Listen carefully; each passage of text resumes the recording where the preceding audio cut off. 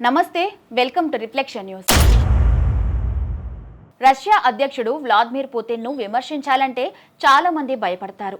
ఎందుకంటే పుతిన్ ను విమర్శించిన చాలా మంది చనిపోయిన విధానం ఎన్నో అనుమానాలకు తావితీస్తోంది. ముఖ్యంగా ఈ చావుల వెనక కారణాలు, సాక్ష్యాలు అసలు ఉండవని ప్రపంచం మొత్తం నమ్ముతోంది. అయితే ఇప్పుడు ఓ పాపులర్ చెఫ్, టెలివిజన్ సెలబ్రిటీ చనిపోవడంపై చర్చ జరుగుతూ ఉంది.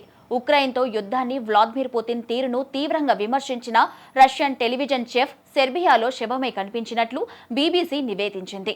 52 సంవత్సరాల అలెక్స్ జిమిన్ 2014లో క్రిమియాను క్రెమ్లిన్ స్వాధీనం చేసుకోవడంపై విమర్శలు చేశారు.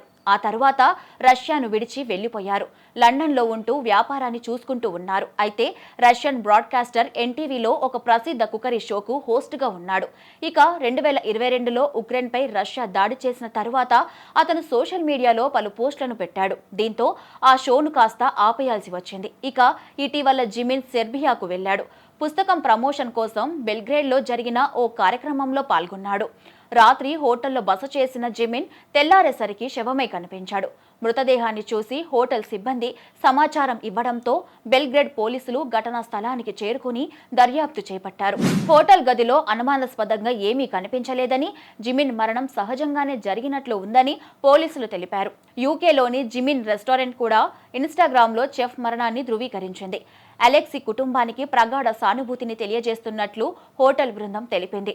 జిమిన్ మరణానికి ముందు రోజు రాత్రి అతడితో మాట్లాడమని పలువురు చెప్పారు. ఆ సమయంలో ఆయన నవ్వుతూ కనిపించారన్నారు. తెల్లవారేసరికి జిమిన్ చనిపోవడం తమను ఆశ్చర్యానికి గురిచేసిందన్నారు. యూకేలో స్థిరపడినప్పటి నుండి జిమిన్ రష్యాకు తిరిగి వెళ్లలేదు. సెంట్రల్ లండన్లోని అతడి రెస్టారెంట్ జీమాకు గతంలో పలు బెదిరింపులు కూడా వచ్చాయి.